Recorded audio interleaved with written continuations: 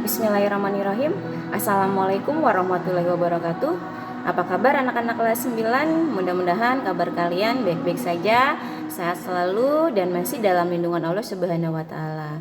Pada hari Selasa ini berjumpa lagi dengan Ibu ya, Bu Yeni Herunisa dengan mata pelajaran Pendidikan Kewarganegaraan atau PPKN. Untuk hari ini kita materinya materi bab 3 ya di pertemuan yang kedua. Nah, pertemuan kedua ini tentang bentuk dan prinsip kedaulatan negara Republik Indonesia. Jadi bentuk-bentuknya hari ini ya untuk materi pertemuan kedua ini di materi bab 3. Selanjutnya, di sini Ibu akan bacakan tujuan pembelajaran kita hari ini. Setelah mengikuti kegiatan pembelajaran menggunakan modal pembelajaran problem based learning dengan metode literasi, eksperimen, praktikum, dan presentasi dengan menumbuhkan sikap menyadari kebesaran Tuhan, sikap gotong royong, jujur, dan berani mengemukakan pendapat, siswa dapat menjelaskan prinsip kedaulatan negara Republik Indonesia. Jadi tujuan pembelajarannya untuk pertemuan yang kedua ini menjelaskan. Jadi siswa dapat menjelaskan prinsip kedaulatan negara Republik Indonesia. Selanjutnya dari tujuan pembelajaran kita ke slide berikutnya. Bagian yang B, bentuk dan prinsip kedaulatan negara Republik Indonesia. Negara Indonesia adalah negara yang berdasarkan atas kedaulatan rakyat. Landasan hukum negara Indonesia menganut kedaulatan rakyat, ditegaskan dalam Undang-Undang Dasar Negara Republik Indonesia tahun 1945. Nah, yang pertama, pembukaan Undang-Undang Dasar Negara Republik Indonesia tahun 1945 alinea keempat, yaitu maka disusunlah kemerdekaan kebangsaan Indonesia itu dalam suatu Undang-Undang Dasar Negara Indonesia yang terbentuk dalam suatu susunan negara Republik Indonesia yang berkedaulatan rakyat. Sedangkan yang kedua, Pasal 1 ayat 2 Undang-Undang Dasar 1945 menegaskan kedaulatan berada di tangan rakyat dan dilaksanakan menurut Undang-Undang Dasar. Nah, untuk slide berikutnya lagi, ada ketentuan Pasal 1 ayat 2 Undang-Undang Dasar 1945 telah mengubah sistem ketatanegaraan Indonesia dari Majelis Permusyawaratan Rakyat atau MPR sebagai pemegang kedaulatan rakyat kepada sistem kedaulatan rakyat yang diatur melalui Undang-Undang Dasar Negara Republik Indonesia tahun 1945. Undang-undang dasar tersebut dijadikan dasar dan rujukan utama dalam menjalankan kedaulatan rakyat yang mengatur dan membagi pelaksanaan kedaulatan rakyat kepada rakyat sendiri maupun kepada badan atau lembaga negara. Nah, selanjutnya, selain menganut teori kedaulatan rakyat, negara Republik Indonesia bertegas dengan kedaulatan hukum.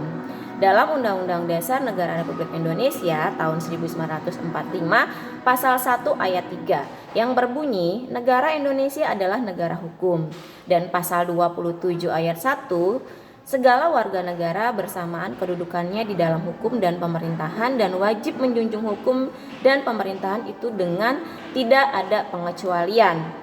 Kedua pasal ini menegaskan bahwa pelaksanaan kedaulatan rakyat oleh lembaga negara sesuai dengan Undang-Undang Dasar tidak bersifat mutlak atau tanpa batas. Nah, kekuasaan, tugas, dan wewenang lembaga negara dilaksanakan sesuai dengan peraturan perundang-undangan yang berlaku.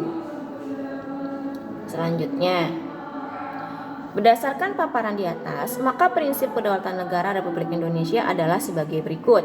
1. Negara Indonesia adalah negara kesatuan yang berbentuknya republik. 2. Prinsipnya kedaulatan berada di tangan rakyat dan dilaksanakan menurutkan Undang-Undang Dasar. 3. Negara Indonesia adalah negara hukum. 4. Prinsipnya adalah Presiden tidak dapat membekukan dan atau membubarkan Dewan Perwakilan Rakyat atau DPR. Dan yang kelima, prinsipnya menteri-menteri diangkat dan diberhentikan oleh Presiden. Dan yang keenam, MPR hanya dapat memberhentikan presiden dan atau wakil presiden dalam masa jabatannya. Ini menurut Undang-Undang Dasar 1945 ya, tentang prinsip kedaulatan negara. Mudah-mudahan sampai di sini kalian paham. Selanjutnya, prinsip kedaulatan rakyat memiliki hubungan yang erat dengan makna demokrasi. Sedangkan demokrasi berasal dari kata demos dan kraten ya. Demos berarti rakyat dan kraten berarti pemerintahan. Secara harfiah, demokrasi memiliki pengertian pemerintahan rakyat. Kalau menurut Abraham Lincoln, mengartikan bahwa demokrasi sebagai pemerintahan dari rakyat, oleh rakyat dan untuk rakyat. Jadi, dalam negara demokrasi, rakyat yang memiliki kekuasaan untuk mengatur pemerintahan atau kekuasaan ada di tangan rakyat. Hal ini sejalan dengan makna dari kedaulatan rakyat. Nah, masih lanjutan materi. Dalam perkembangannya, demokrasi mengalami pasang surut. Hal ini ditandai oleh adanya beberapa istilah demokrasi yang menunjukkan bentuk pelaksanaan sistem pemerintahan demokrasi di suatu negara. Kalau menurut Budiarjo di tahun 2003, mengemukakan sejumlah syarat dasar untuk terselenggaranya pemerintahan yang demokratis di bawah rule of law. Nah, sebagai berikut isinya. 1. Perlindungan konstitusional. 2. Badan kehakiman yang bebas dan tidak memihak. 3. Pemilihan umum yang bebas. 4. Kebebasan untuk menyatakan pendapat. 5. Kebebasan untuk berserikat atau berorganisasi dan beroposisi. 6. Pendidikan kewarganegaraan. Nah, selanjutnya kita telah mengetahui bahwa negara Indonesia adalah negara yang berdasarkan demokrasi Pancasila. Demokrasi Pancasila memiliki makna demokrasi yang dijiwai oleh nilai-nilai Pancasila sebagai satu kesatuan.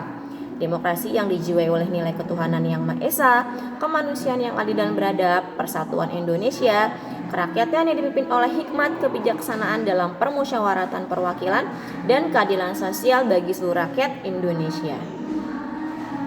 Ya, itu saja materi kita hari ini untuk di pertemuan yang kedua ya, untuk bab 3. Mudah-mudahan bisa dipahami oleh kelas 9 semuanya. Nah, untuk pertemuan hari ini Bu Yani memberikan latihan soal sebanyak 8 soal. Nah, bagi yang tidak punya buku paket silakan kalian menulis soalnya saja di PPT-nya, lalu jawabannya kalian bisa lihat di Google atau di internet ya. Sekreativitas kalian saja. Ini latihannya ada 8 soal. Kalian kerjakan di buku latihan, lalu kalian SS dan kalian kirim ke Google Classroom ya, atau GCR dari masing-masing kelas. Ya, itu saja yang Ibu sampaikan untuk materi pertemuan yang kedua di materi bab 3. Ibu akhiri. Assalamualaikum warahmatullahi wabarakatuh.